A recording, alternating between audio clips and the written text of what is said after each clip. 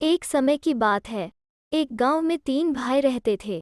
वे बहुत ही गरीब थे। एक बार उस गांव में ऐसा अकाल पड़ा कि लोगों को भूखों मरना पड़ा। उन भाइयों की हालत तो पहले से ही खराब थी, अकाल के बाद तो और भी बुरी हो गई।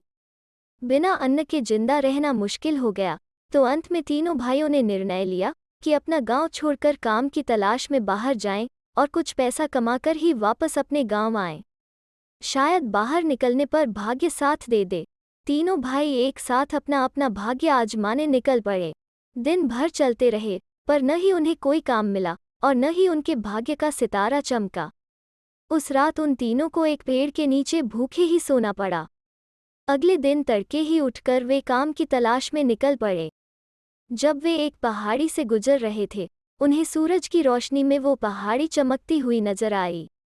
तीनों भाई जब उस पहाड़ी के नज़दीक पहुंचे तो उन्होंने देखा कि वो पहाड़ी तो चांदी की है।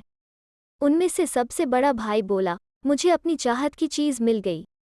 मैं इसमें से खूब सारी चांदी अपनी चादर में बांधकर वापस गांव जाकर चैन की जिंदगी बिताऊंगा। शहर में जाकर अपनी जिंदगी बर्बाद करने से क्या फ़ायदा। इतना कहकर उसने अपनी चादर खोली और जितनी चांदी वो ले जा सकता था उतनी चादर में भरकर वापस अपने गांव जाने के लिए तैयार हो गया। पर बाकी दोनों छोटे भाइयों ने वापस जाने से इनकार कर दिया, क्योंकि वे अपने बड़े भाई से बेहतर पाना चाहते थे। सो उन्होंने उस चांदी में से कुछ नहीं लिया और शहर जाने के लिए आगे बढ़ गए। दोनों भाई पानी पीकर जी रहे थे, क्योंकि खाने वाली कोई चीज़ खरीदने के लिए उनके पास पैसे नहीं थे। इसी तरह वे 2 दिन और अपने भाग्य की तलाश में चलते रहे। 2 दिन बाद जब वे एक जंगल से गुजर रहे थे, तो उन्हें कुछ चमकती हुई चीज़ नजर आई। जब उस चमकती चीज़ के पास जाकर दोनों ने देखा तो पाया कि वो सोने की पहाड़ी है। दूसरा भाई उस सोने की पहाड़ी के सामने खड़ा हो गया और अपने छोटे भाई से बोला, मुझे जिस चीज़ की इच्छा थी वो मुझे मिल गई। अब मुझे कहीं और नहीं जाना है। मैं इसी में से कुछ सोना लेकर अपने गांव वापस चला जाऊंगा और गांव में ही सुनार की दुकान खोलकर आराम और शांति की जिंदगी बिताऊंगा। इतना कहकर उसने भी अपनी फटी हुई चादर जमीन पर बिछाई और उसमें जितना सोना आया उतना उठाकर अपने गांव की ओर चल दिया। सबसे छोटा भाई बोला, चांदी और सोना, इन दोनों में से मुझे कुछ नहीं चाहिए। मैं अभी और अपने भाग्य को आजमाना चाहता हूँ। शायद मुझे तुम दोनों से कुछ और बेहतर मिल जाए। इतना कहकर उसने अपने बड़े भाई से विदा ली और शहर की ओर चल पड़ा। चलते चलते उसे 3 दिन बीत गए तो वो एक घने जंगल में पहुंचा। जंगल इतना बड़ा और घना था कि उसे बाहर निकलने का रास्ता ही नहीं मिल रहा था। वो भूखा प्यासा उसी जंगल में भटकने लगा। उसने एक ऊंचे से पेड़ पर चढ़कर देखना चाहा कि इस जंगल से बाहर जाने का रास्ता कहाँ से है, पर उसे पहाड़ों की ऊंची ऊंची चोटियों के अलावा कुछ भी दिखाई नहीं दिया। भूख के कारण उसका बुरा हाल हो रहा था। पेड़ से नीचे उतरते हुए वो ईश्वर से प्रार्थना करने लगा कि काश यहाँ कुछ खाने को मिल जाता। बिना कुछ खाए पिए तो वो मर ही जाएगा। उसी समय उसे एक पेड़ के नीचे एक मैले से कपड़े पर कुछ खाने का सामान रखा हुआ दिखाई दिया। पहले तो उसे अपनी आंखों पर विश्वास नहीं हुआ, पर जब उसने नज़दीक जाकर देखा तो सचमुच ही खाने का सामान था। इस जंगल में खाने का इतना अच्छा सामान देखकर वो हैरान रह गया। वो इस खाने को भगवान की दया समझकर उस पर टूट पड़ा और थोड़ी ही देर में सब कुछ चट कर गया। भूख से इतना परेशान था कि उसने यह जानने की कोशिश नहीं की कि यह किसका खाना है और यहाँ पर कैसे आया। खाना खत्म करने पर उसने वो गंदा सा कपड़ा भी उठाकर अपनी जेब में रख लिया और आगे चल दिया। चलते चलते रात होने लगी। अब उसे फिर भूख सताने लगी। उसने सोचा, क्यों न इस कपड़े को बिछाकर ईश्वर से प्रार्थना करूं। उसने कपड़ा बिछाया और आंखें मीचकर प्रार्थना करने लगा। थोड़ी देर बाद जब उसने आंखें खोली तो उस कपड़े पर तरह तरह का खाने का सामान रखा हुआ था। उसे विश्वास हो गया कि उसकी मेहनत बेकार नहीं गई। उसे अपने दोनों भाइयों से अच्छी चीज़ हाथ लगी है। अगर वो और मेहनत करे तो इससे भी अच्छा कुछ और मिल सकता है। यह गंदा कपड़ा कोई मामूली चीज़ नहीं था, वो एक जादू का कपड़ा था। पर वो इससे संतुष्ट नहीं हुआ और इससे भी अधिक पाने की लालसा से आगे चल दिया। और भी अच्छे भाग्य की खोज में वो एक जगह से दूसरी जगह घूमता रहा। घूमते घूमते वो एक और जंगल में जा पहुंचा। वहां उसने लकड़ी से कोयला बनाने वाले आदमी को देखा, जो खाने के लिए उन्हीं जलती हुई लकड़ियों पर लोहे के काले बर्तन में बिना छिले आलू उबाल रहा था। वो उस आदमी को देखकर बोला, तुम्हें इस अकेली जगह में रहना बुरा नहीं लगता? रोज रोज उबले नमकीन आलू खाने से तुम्हारा मन नहीं भरता? कोयला बनाने वाला बोला, हमारे लिए तो सब दिन एक से हैं। लड़के ने पूछा, क्या तुम मेरे साथ शाम को भोजन करना पसंद करोगे? वो आदमी बोला, बहुत बहुत धन्यवाद, पर मैं तुम्हारे खाने में से कुछ लेना नहीं चाहता, क्योंकि वो तो तुम्हारे लिए है। अगर मैंने भी खाया तो तुम्हारे लिए कम पड़ जाएगा। लड़का बोला, घबराओ नहीं, मेरे पास बहुत कुछ है, मैं खाने के लिए तुम्हें आमंत्रित कर रहा हूँ। इतना कहकर लड़के ने अपनी जेब से मैला कपड़ा निकालकर जमीन पर बिछाया और हाथ जोड़कर प्रार्थना करने लगा। देखते ही देखते उस कपड़े पर अच्छे अच्छे व्यंजनों के ढेर लग गए। बेचारा कोयला बनाने वाला आंखें फाड़े सब कुछ देखता रह गया। उस मजदूर को जिंदगी में पहली बार इतना स्वादिष्ट खाना खाने को मिला था। मजदूर ने लड़के से कहा, अगर तुम मुझे अपना कपड़ा दे दो, जो मुझे इस जंगल में भी इतना अच्छा खाना खिला सके, तो मैं तुम्हें एक जादू का थैला दूंगा। यह थैला मैला और फटा हुआ जरूर है, पर इसमें बहुत बड़ी शक्ति छुपी है। तुम मुसीबत के समय जितनी बार इस थैले को थपथपाओगे, उतनी बार 6 शक्तिशाली आदमी तुम्हारे सामने आकर खड़े हो जाएंगे। तुम उन्हें जो भी आज्ञा दोगे, वे सब की सब पूरी करेंगे। लड़का उसे अपना कपड़ा देने के लिए राजी हो गया। उसने अपना कपड़ा उसके हाथ पर रखा और उससे उसका जादू का थैला लेकर आगे चल दिया। कुछ दूर जाने पर वो इस जादू वाले थैले की सच्चाई परखना चाहता था। उसने थैले को थपथपाया तो उसके सामने 6 सिपाही आकर खड़े हो गए और उससे पूछने लगे, हमें क्या आज्ञा है, मालिक? वो लड़का बोला, उस कोयला बनाने वाले मजदूर से मेरा जादू का कपड़ा वापस लाओ। इतना सुनते ही वो 6 सिपाही उसका जादू का कपड़ा वापस लेकर आ गए। जादू का कपड़ा और जादू का थैला लेकर वो फिर और कुछ अच्छा पाने की इच्छा से आगे चल दिया। उसे पूरा विश्वास था कि अपनी मेहनत और बुद्धि से वो इससे भी बेहतर पा सकता है। सूरज डूबने से पहले वो एक दूसरे कोयला बनाने वाले के पास पहुंचा। वो मजदूर भी जलती हुई लकड़ियों पर लोहे के बर्तन में कुछ आलू अपने रात के भोजन के लिए उबाल रहा था। उसके पास पहुंचकर लड़के ने पूछा, क्या तुम मेरे साथ भोजन करोगे? लड़के के पास खाने का कुछ भी सामान न देखकर मजदूर ने पूछा, तुम मुझे कहाँ से खिलाओगे? तुम्हारे पास तो कुछ भी नहीं है। लड़के ने झट से अपनी जेब से मैला सा कपड़ा निकाला और उसे जमीन पर बिछाकर प्रार्थना करने लगा। देखते ही देखते उसके कपड़े पर खाने की बहुत सी चीजों के ढेर लग गए। बेचारा कोयला बनाने वाला मजदूर यह सब देखकर बहुत हैरान हुआ। खाने की इतनी अच्छी अच्छी चीजें देखकर उसके मुंह में पानी आ गया। जैसे ही उस लड़के ने उसे अपने साथ खाने पर बुलाया, वो खाने पर टूट पड़ा। उसने पहली बार पेट भरकर भोजन किया था। खाना खाने के बाद वो मजदूर लड़के से बोला, मेरे पास एक पुरानी टोपी है। इस टोपी में एक बहुत खास बात यह है कि अगर इस टोपी को सिर पर पहनकर थोड़ा सा घुमाओ, तो इससे 12 सिपाही निकलते हैं, जो चारों ओर से गोलियों की बौछार करते हैं और उन गोलियों के आगे कोई भी टिक नहीं सकता। अब मुझे इस टोपी की ज़रूरत नहीं है, क्योंकि मुझे गोलियों की नहीं, खाने की ज़रूरत है। मैं तुम्हें यह टोपी दे सकता हूँ, अगर तुम अपना यह कपड़ा मुझे दे दो, क्योंकि इस जंगल में मेरे लिए अच्छा खाना कभी नहीं बन सकता।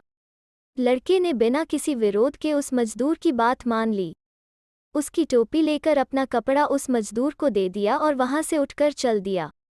थोड़ी दूर पहुंचने के बाद उसने अपने पुराने थैले को थपथपाया तो उसमें से 6 सिपाही उसके सामने आकर खड़े हो गए। लड़के ने उन्हें आदेश दिया कि वे सब उस मजदूर से उसका कपड़ा वापस लेकर आएं। 6 सिपाही कुछ ही मिनटों में उसका कपड़ा लेकर उसके सामने हाजिर हो गए। अपना जादुई कपड़ा लेकर वो लड़का अब आगे चल दिया।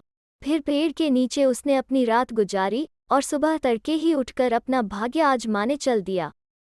कुछ ही दूर चलने पर उसे कोयला बनाने वाला तीसरा मजदूर मिला, जो उन्हीं पहले वाले 2 मजदूरों की तरह अपने लिए आलू उबाल रहा था। उस मजदूर ने लड़के को अपने साथ बिना मसाले वाले उबले हुए आलू खाने के लिए आमंत्रित किया, तो लड़के ने उसे धन्यवाद दिया और खुद उसे खाना खाने के लिए आमंत्रित किया। लड़के ने फिर अपना कपड़ा जमीन पर बिछाया और प्रार्थना करने लगा।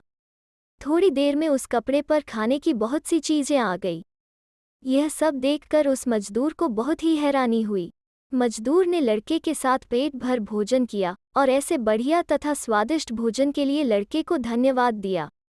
जब वो लड़का खाना खाकर वहां से चलने लगा तो उस मजदूर ने लड़के से कहा, अगर तुम मुझे अपना मैला सा कपड़ा दे दो तो मैं इसके बदले में तुम्हें अपना बिगुल दे सकता हूँ। इस बिगुल की खासियत यह है कि अगर तुम गुस्से से इस बिगुल को बजाओगे तो इसके बजने से महलों व घरों की दीवारें गिरने लगेंगी, और जब तुम इसे बजाना बंद करोगे तो दीवारें गिरनी भी बंद हो जाएंगी। लड़के ने बिना कुछ कहे अपना कपड़ा उस मजदूर को दे दिया और उससे उसका बिगुल ले लिया। थोड़ी दूर चलने के बाद उसने पहले की ही तरह अपने थैले को थपथपाया। 6 सिपाही उसका कपड़ा लेकर वापस आ गए। अब लड़के ने सोचा कि अपनी मेहनत और बुद्धिमानी से वो संसार का सबसे शक्तिशाली आदमी हो गया है। अब मुझे वापस अपने घर लौट जाना चाहिए। इसके अलावा वो यह भी जानने के लिए बेचैन था कि उसके दोनों बड़े भाई किस हाल में हैं। कई दिनों तक यात्रा करने के बाद वो अपने गांव पहुंचा। उसके दोनों बड़े भाइयों ने चांदी और सोने की दुकानें खोल ली थीं और रहने के लिए सुंदर घर बना लिए थे। दोनों ही बड़े आराम की जिंदगी बिता रहे थे। जब वो अपने फटे पुराने कपड़ों में अपने बड़े भाई के घर में घुसा तो उसके भाई ने उसे पहचानने से इनकार कर दिया। फिर दूसरे भाई ने भी उसके गंदे और पुराने कपड़ों को देखकर उसका मजाक उड़ाया और बोला, क्या तुम हमारे वही भाई हो जिसने सोने चांदी को देखकर नाक सिकोड़ी थी और हमसे अच्छे भाग्य की तलाश में हम दोनों को छोड़कर चला गया था? जो राजा बनने चला था और भिखारी बना हमारे सामने खड़ा है। इतना कहकर उसका हाथ पकड़कर उसे अपने घर से निकाल दिया। उसे अपने दोनों भाइयों पर बहुत गुस्सा आया। उसने अपने कंधे से अपने पुराने थैले को उतारकर थपथपाया तो 6 सिपाही उसके सामने आकर खड़े हो गए। लड़के ने आदेश दिया कि मेरे दोनों भाइयों की खूब पिटाई करो और उन्हें इतना मारो कि छठी का दूध याद आ जाए। सिपाहियों ने ऐसा ही किया। बेचारे दोनों भाइयों की मार मारकर हालत खराब कर दी। वहां के लोगों ने जब उन दोनों की सहायता करने की कोशिश की तो सिपाहियों ने उनकी भी मुरम्मत कर दी।